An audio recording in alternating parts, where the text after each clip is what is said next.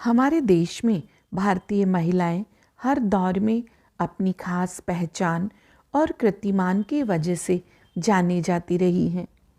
भारतीय संविधान में महिलाओं का प्रतिनिधित्व करने वाली ये 15 मातृशक्तियाँ थीं: दाक्षायणी वेलायुधन, सरोजनी नायडू, बेगम कदसिया, एजाज रसूल, दुर्गाबाई देशमुख, हंसा जीवराज, पूर्णिमा बनर्जी, राजकुमारी अमृत कौर, सुचेता कृपलानी, कमला चौधरी, लीला रॉय, मालती देवी, अम्मू स्वामीनाथन, रेणुका रे, एनी मस्कोरेन और विजयलक्ष्मी पंडित।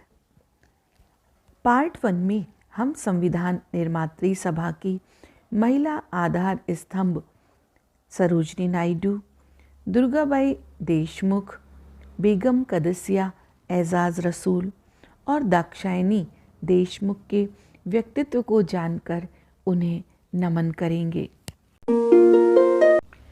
साहस, समर्पण और नेतृत्व से लाखों भारतीयों को प्रेरित करने वाली सरोजनी नायडू संविधान सभा के उन सदस्यों में शामिल थी जिन्होंने संविधान का निर्माण किया था। सरोजनी नायडू का जिक्र आते ही एक ऐसी महिला की छवि उभर कर सामने आती है जो कई भाषाओं में महारत रखती थी, जिसकी सुरीली आवाज़ की वजह से राष्ट्रपिता महात्मा गांधी ने उन्हें भारत कोकिला अर्थात द नाइटिंगेल ऑफ इंडिया की उपाधि से विभूषित किया था।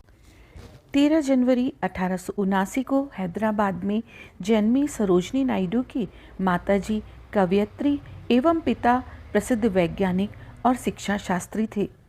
भारत कोकिला के नाम से प्रसिद्ध सरोजनी नायडू ने 14 वर्ष की उम्र में सभी अंग्रेजी कवियों की रचनाओं का अध्ययन कर लिया था। उन्हें अंग्रेजी, बांग्ला, उर्दू, तेलुगु और फारसी का अच्छा ज्ञान था।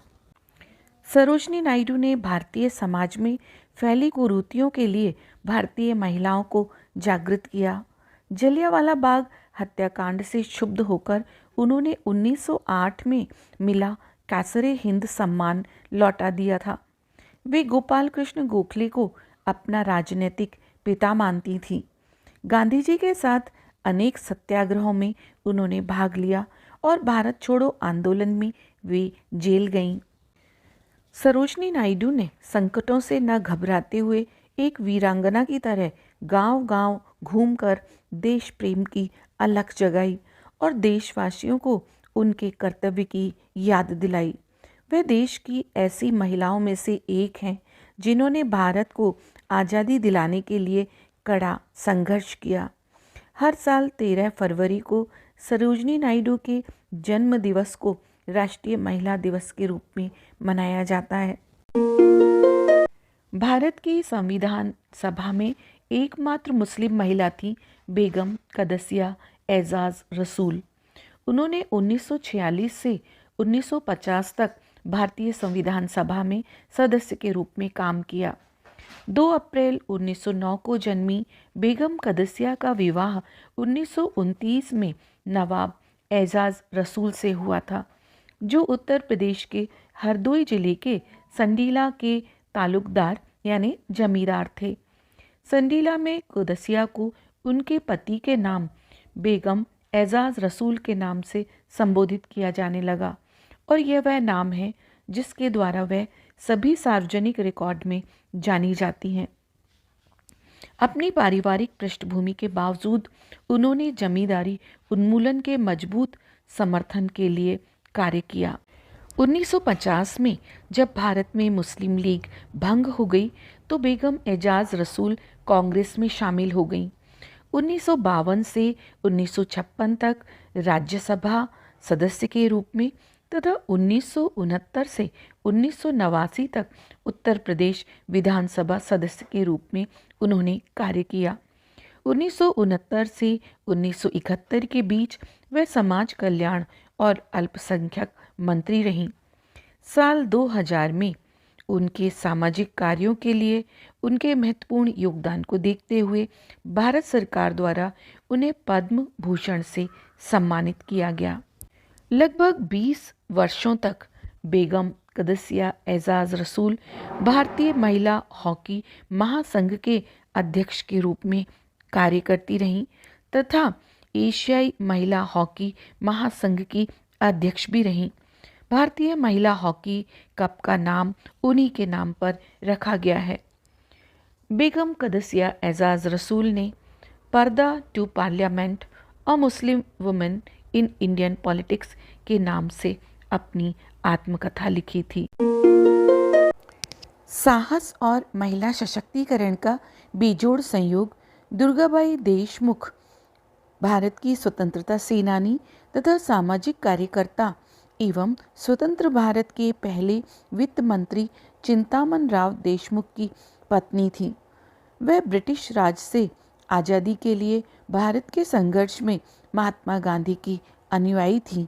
उन्होंने कभी भी आभूषण या सौंदर्य प्रसाधन का प्रयोग नहीं किया था। वह एक सत्याग्रही थी। आंध्र प्रदेश से स्वाधीनता संग्राम में सर्वप्रथम कूदने वाली महिला दुर्गाबाई का जन्म राजकुंद्री जिले के काकीनाडा नामक स्थान पर हुआ था। दुर्गाबाई के बाल्यकाल में बालिकाओं को विद्यालय नहीं भेजा जाता था, पर दुर्गाबाई ने अपनी पढ़ाई की लगन के कारण अपने पड़ोसी अध्यापक से हिंदी पढ़ना सीख लिया और शीघ्र ही इतनी योग्यता अर्जित कर ली कि 1923 में उन्होंने बालिकाओं का एक विद्यालय खोल लिया। गांधी जी ने इस प्रयत्न की सराहना करके दुर्गाबाई को स्वर्ण पदक से सम्मानित किया। बहादुर दुर्गाबाई स्वतंत्रता संग्राम में सक्रिय भाग लेती थी। वे अपनी मां के साथ घूम घूम कर खादी बेचती थी। नमक सत्याग्रह में उन्हें गिरफ्तार कर लिया गया एवं 1 वर्ष की जेल हुई।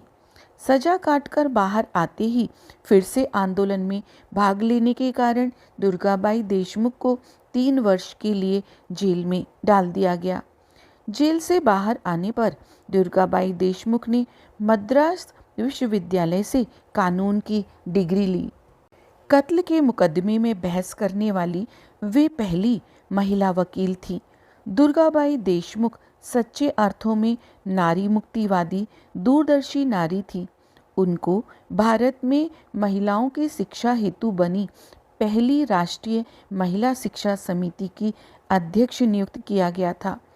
दुर्गाबाई देशमुख द्वारा महिलाओं में शिक्षा के प्रसार और उपलब्धियों को प्राप्त करने के लिए उनको नेहरू साक्षरता पुरस्कार, पालजी हाफमैन पुरस्कार, यूनेस्को पुरस्कार, पद्म विभूषण पुरस्कार, जीवन पुरस्कार और जगदीश पुरस्कार से सम्मानित किया गया। दलित चेतना और महिला सशक्तिकरण का प्रतीक तथा समता और गरिमा के लिए आवाज उठाने वाली दाक्षायणी वेलायुधन संविधान सभा की एकमात्र दलित महिला प्रतिनिधि थी। दाक्षायणी वेलायुधन का जन्म 4 जुलाई 1912 को कोच्चि के एक छोटे से द्वीप मुलावुकड़ में हुआ था। वह दौर केरल में कठोर जाति व्यवस्था का युग था। उस समय पुलाया समुदाय घोर जातिगत भेदभाव का शिकार था। जीवन के संघर्ष के बाद एक समय ऐसा आया जब वह अपने समाज के लिए समानता, न्याय और आत्मसम्मान की आवाज बन गई। 1945 में दाक्षायणी वेलायुधन को कोचीन विधान परिषद में राज्य सरकार द्वारा नामित किया गया। 1946 में 32 वर्ष की उम्र में दाक्षायणी संविधान सभा के लिए चुनी जाने वाली सबसे युवा सदस्य थीं।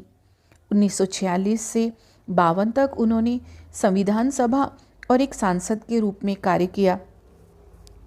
दाक्षायणी 1946 से 1949 तक depressed classes youth fine arts club की अध्यक्ष और मद्रास में द कॉमन मैन की संपादक रहीं। इसके बाद वह महिला जागृति परिषद की संस्थापक अध्यक्ष बनी रहीं।